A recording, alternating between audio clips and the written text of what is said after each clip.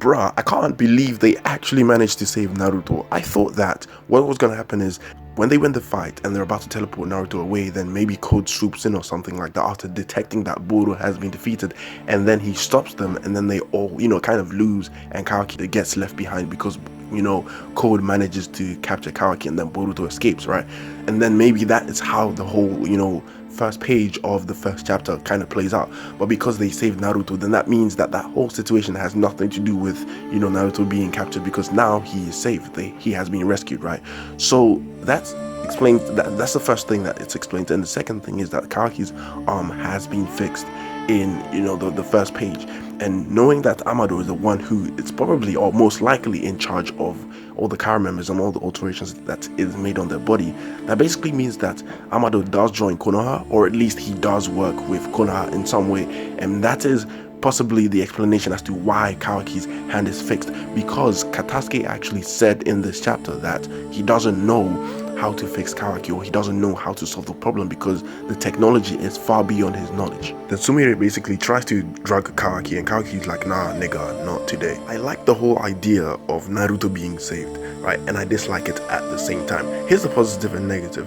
The positive is they actually managed to beat a high level member of Kara, right? Team 7 and Kawaki. That shows that they are stepping up to the game. They cannot be underestimated, and then they are just as dangerous as the new generation combined, right? And they are actually better than the previous generation, because I can't see Naruto's generation at age 12 defeating a member of Kara.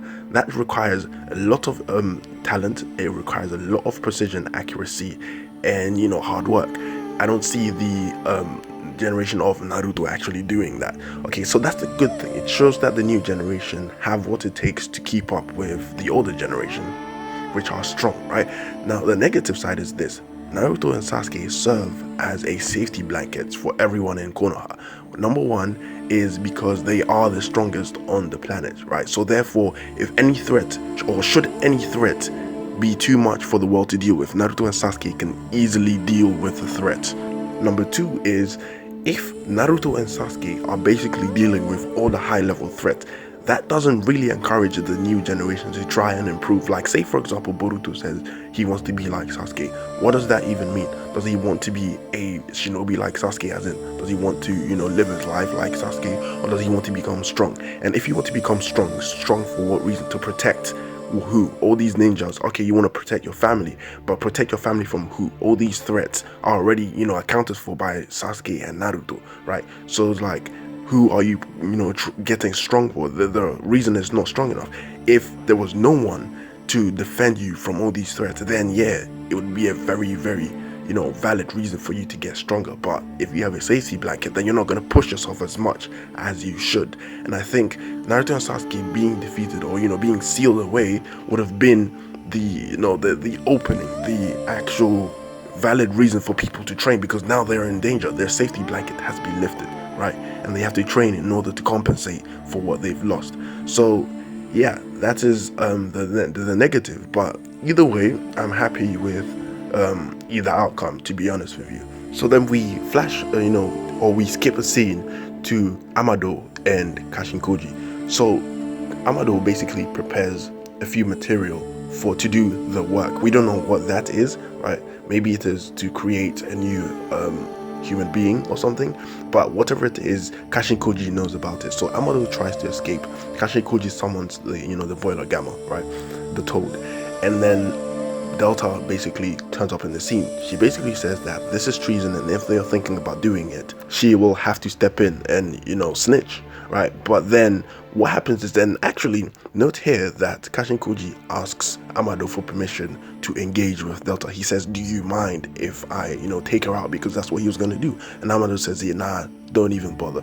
So the fact that he asked for permission from Amado means that Delta is connected to Amado somehow, right?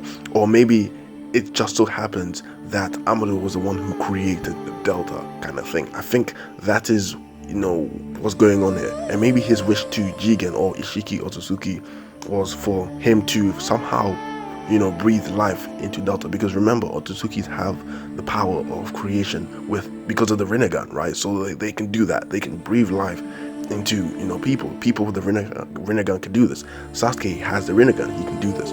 So maybe that is the reason. And Kashinkoji is basically saying, do I have your permission to destroy her? You know, that would basically kind of ruin the dream that Amado had, which is just my speculation. So Amado basically says, don't bother, and he actually has a command. Once he says this command, he told her to go to sleep. She goes to sleep, she falls down, bro, she shuts down. So that means that Delta is, I think, 100% a cyborg, either a cyborg or an android. There's a difference between a cyborg and an android, right? A cyborg is a human who has cybernetic enhancements, right? So they're still human, but they have, you know, cybernetic kind of, you know, enhancements on them. Whereas a android is a fully mechanized, you know, machine that looks like a human. That's the difference there. So I think that Delta is either a cyborg or an android, but based on her reaction to the words, I think she's an android. And that kind of goes with my theory on, you know, him wishing to bring her back to life or something. Maybe that was his daughter that died, right? Or something like that. So that happens, and Kashinkoji basically says that maybe, you know, Amado has a command like that for him too.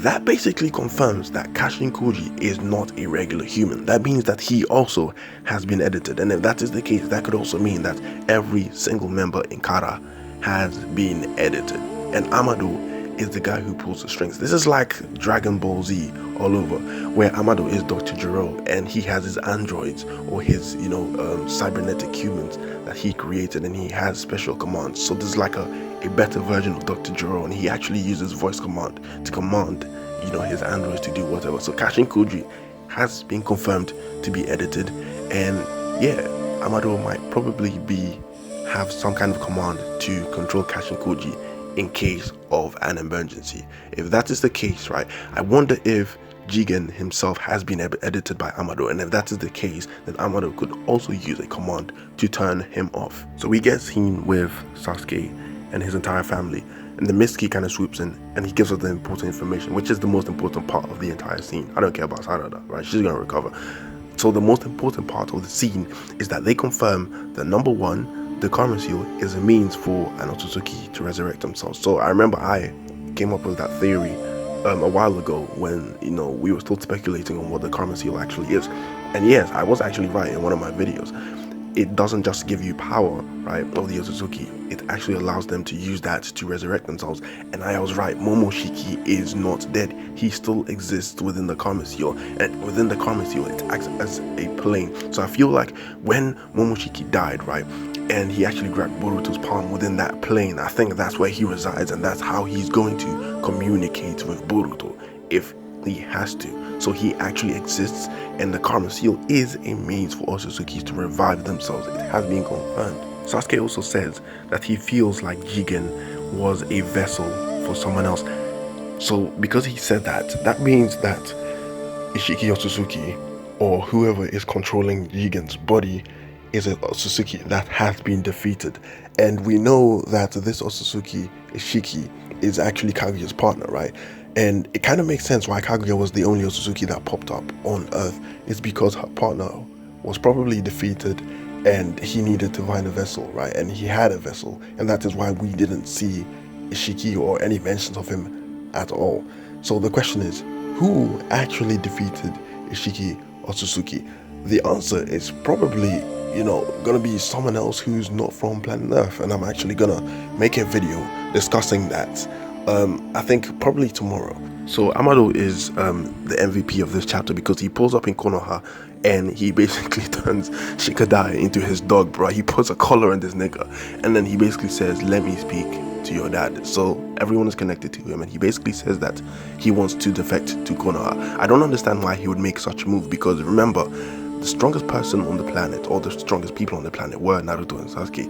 Now that Ishiki Otsutsuki has taken both of them on at full power and defeated both of them, what would be the point in fleeing to Konoha? At the end of the day, the strongest people, asses, have been warped completely, and you're, you know, seeking asylum in you know, their village. It doesn't make sense.